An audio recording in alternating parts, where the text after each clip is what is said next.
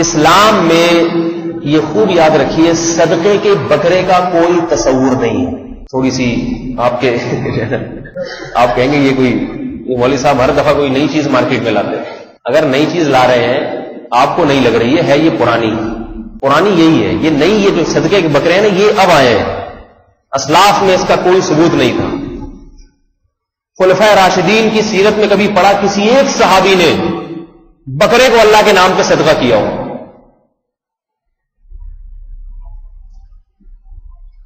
صدقات و خیرات کا بنیادی مقصد غریب کی حاجت پوری کرنا ہے۔ کیا خیال ہے؟ یہی مقصد ہے نا؟ قرآن کہہ رہا ہے انما نطعمکم لوجہ اللہ، ہم تمہیں اس لیے کھلاتے ہیں اللہ کو راضی کرنے کے لیے۔ آج ہم تمہاری حاجت پوری کریں گے، کل اللہ ہماری حاجت پوری کرے گا۔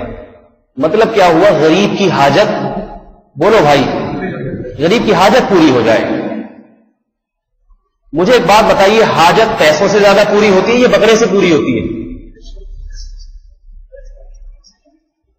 آپ کسی غریب کو 8,000 کا بکرا پکڑا دیں یا 8,000 کیش پکڑائیں، اختیار دے دیں کہ چاہو تو یہ بکرا لے لو، چاہو تو 8,000 کڑک 1,000 کے 8 نوٹ لے لو، تو وہ بتائیے کس کو ترجیح دے گا؟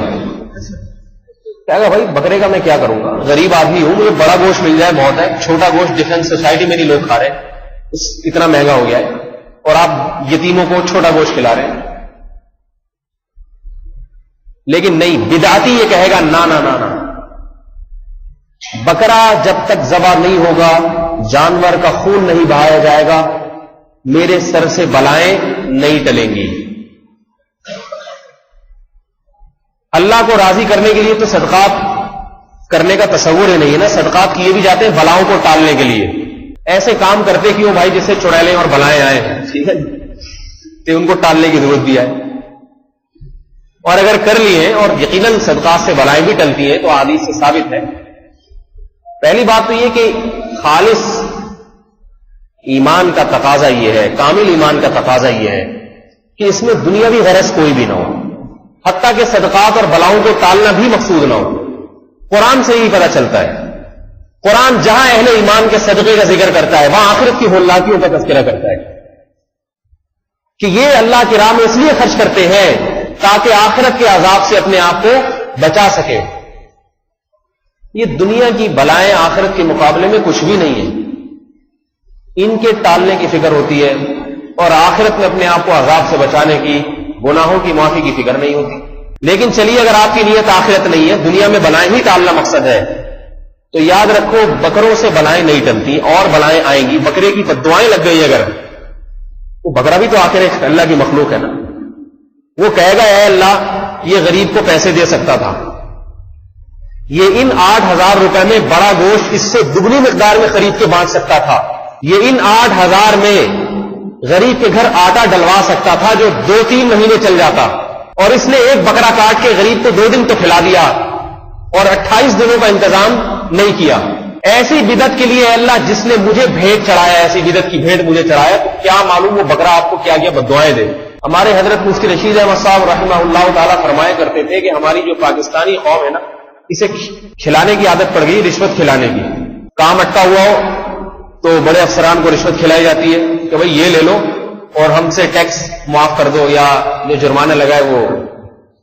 تو فرماتے تھے کہ شاید لوگوں کا تصور یہ ہے کہ کوئی مریض گھر میں پڑا ہوا ہے اور اب ان کا خیال یہ کہ بچنے والا نہیں ہے، موت کا فرشتہ اس کی جان لے کے جائے گا، تو موت کے فرشتے کو انسان کی جان کے بجائے بکرے کی جان دے دیتے ہیں کہ بھائی تو اس کو لے جا، اس کو کاٹ کے رشوت دینے کی کوشش کرتے ہیں موت کے فرشتے کو کہ ہمارے مریض کو بچا لے اور بکرے کو لے جا۔ فرمایا وہ ایسا ہوشیار ہے، وہ بکرا بھی لے جاتا ہے اور مریض بھی لے جاتا ہے۔ کل کسی کا فون آیا کہ بیگم صاحبہ نے یہ کہا ہے کہ میں اللہ کے نام پہ جانور حلال کرنا چاہتی ہوں۔ ایک صاحب نے فون کیا کہ میری بیگم صاحبہ نے کہا ہے کہ میں اللہ کے نام پہ جانور، بولو بھائی، ذبح کرنا چاہتی ہوں۔ تو مجھ سے یہ پوچھ رہے تھے کہ حضرت اس جانور کو اگر ہم نے ذبح کیا یعنی جانور ہم نے جب ذبح کیا اللہ کے نام پہ تو اس کا گوشت ہم خود بھی کھا سکتے ہیں یا نہیں کھا سکتے، یہ مسئلہ پوچھ رہے تھے. میں نے کہا پہلے آپ یہ پوچھیں کہ اللہ کے نام پہ جانور ذبح کرنے کا اسلام میں کوئی تصور بھی ہے یا نہیں ہے. اللہ کے نام پہ جانور ذبح کرنا صرف اور صرف بقرعید کے 3 دنوں میں مشروع ہے اور عقیقے میں. اس کے علاوہ اللہ کے نام پہ جانور ذبح کرنا عبادت نہیں ہے. عبادت میں اپنی طرف سے نہیں کر سکتے. دیکھیے بقرعید میں ہم 4 قسم کے جانور ذبح کرتے ہیں اللہ کے نام پہ. اونٹ، گائے اور بیل وغیرہ، دمبا اور بھیڑ وغیرہ، اور چوتھا بکرا بکری وغیرہ. یہ 4 ہے نا. ایک آدمی کہتا ہے میرے پاس گائے کے پیسے نہیں ہے تو میں اللہ کے نام پہ مرغی ذبح کرتا ہوں. وہ بھی تو جانور ہے، اگر کر دوں اللہ کے نام پہ ایک مرغی کو قربان کر دیتا ہوں، ہو جائے گی قربانی، یہ ثواب ملے گا اس کو. علماء کہیں گے کہ شریعت نے ہمیں 4 جانوروں کو اللہ کے نام پہ قربان کرنا، اس کو تو عبادت قرار دیا ہے.